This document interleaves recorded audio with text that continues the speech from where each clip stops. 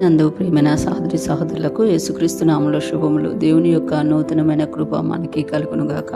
ఈరోజు దేవుడు మనకి ఇచ్చిన మాట యాకోబు రాసిన పత్రిక 4వ అధ్యాయము 10వ వచనం. ప్రభు దృష్టికి మిమ్మును మీరు తగ్గించుకునడి, అప్పుడు ఆయన మిమ్మును హెచ్చించును. ఈ మాటలు మనం యాకోబు గారు రాసిన పత్రికలో చూస్తున్నాం. ఇక్కడ అంటున్నారు కదా, ప్రభు దృష్టికి మిమ్మల్ని మీరు తగ్గించుకొనడి. అంటే ఎప్పుడైతే మనం దేవుని సన్నిధిలోకి వస్తున్నామో, దేవునితో జీవిస్తున్నామో, మనుషుల ఎదుట మనము తగ్గించుకోవడం కాదు. చాలామంది మనుషుల దృష్టిలో వారిని వారు తగ్గించుకుంటూ ఉంటారు, వారిని వారు నిందించుకుంటూ ఉంటారు.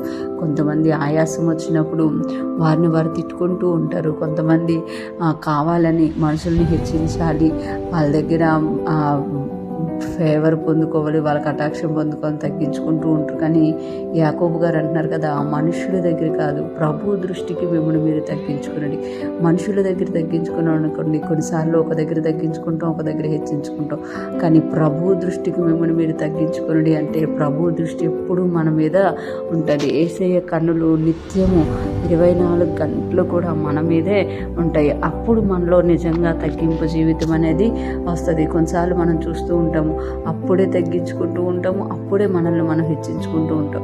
అలాగా కాకుండా ఇక్కడ యాకోబు గారు చెప్తున్నారు కదా, ప్రభు దృష్టికి మిమ్మల్ని మీరు తగ్గించుకునండి. ఎప్పుడైతే మనం ప్రభు దృష్టికి తగ్గించుకుంటూ ఉంటామో, దీన మనస్సు కలిగి ఉంటామో, సాత్వికం కలిగి ఉంటామో, అప్పుడు ఆయన మిమ్మల్ని హెచ్చించును. ఎప్పుడైతే మనం ప్రభు దృష్టిలో ఆయన వాక్యానుసారంగా వింటూ ఆయన్ని బట్టి మనం తగ్గించుకుంటామో, ఆయన మనల్ని హెచ్చించే దేవుడుగా ఉన్నమాట. ఎప్పుడైతే మనకు అన్నీ ఉన్నా కూడా వాక్యం చెప్తుంది కాబట్టి మనల్ని మనం తగ్గించుకుంటూ ఉంటామో, దేవుడు మనల్ని ఇంకా హెచ్చించే దేవుడుగా ఉన్నమాట. యోసేపు జీవితంలో చూస్తాం కదా, యోసేపు అన్నలందరూ కూడా అతన్ని చిన్న వయసులోనే కొట్టి పడేసి ఇంటికి దూరం చేస్తారు. కానీ యోసేపు ఒక రాజుగా అయినప్పుడు, ఒక పోషణాధారుడుగా అయినప్పుడు, అదే అన్నలు అతని ఎదురుకు వచ్చినప్పుడు యోసేపు తను తగ్గించుకున్నారు దేవుడి దృష్టిలో. నేను మీకు పంపించిన దేవి మంచిదే అని చెప్పారు. ఎందుకనంటే ఆ యొక్క ప్రయాణంలో ప్రభు దృష్టికి తగ్గించుకుంటే దేవుడు ఎలాగ హెచ్చిస్తారో యోసేపు తన జీవితంలో చూశారనమాట.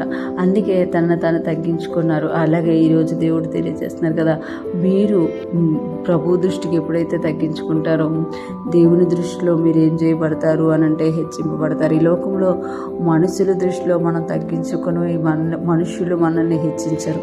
ఎందుకంటే మనం ఎప్పుడైతే వారి ఎదురు తగ్గించుకుంటూ ఉంటామో వారు మనల్ని ఇంకా అణిచేయాలని చూస్తారు. కానీ ఎప్పుడైతే మనం దేవుని దృష్టిలో తగ్గించుకొని దేవుని వాక్యానుసారంగా జీవించడానికి ఇష్టపడతామో, వాక్యం చెప్పిన దాన్ని బట్టి మనం నడుచుకోవడానికి ఇష్టపడతామో, అప్పుడు దేవుడు మనల్ని హెచ్చించే దేవుడుగా ఉన్నారు. ఈరోజు ఫ్రెష్మన్ ఉంటున్న ప్రతి ఒక్కరం కూడా, మనమందరం కూడా దేవుని దృష్టిలో తగ్గించుకునే వరంగా, దేవుని సన్నిధిలో ఆయన దృష్టికి తగ్గించుకుంటూ ప్రతి విషయంలో ఆయన క్రింద ఉండేవారిగా మనం ఉన్నప్పుడు ఆయన మనల్ని అన్ని విషయాల్లో హెచ్చించి దేవునికి భయంకరంగాను ఈ లోకానికి ఆశీర్వాదకరంగాను జీవింపచేస్తారు. అటువంటి గొప్ప కృపనిచ్చిన దేవునికి స్తుతులు చెల్లిస్తూ మనల్ని హెచ్చించే దేవుని ఎదుట మనం తగ్గించుకొని ముందుకు సాగిపోదుము గాక.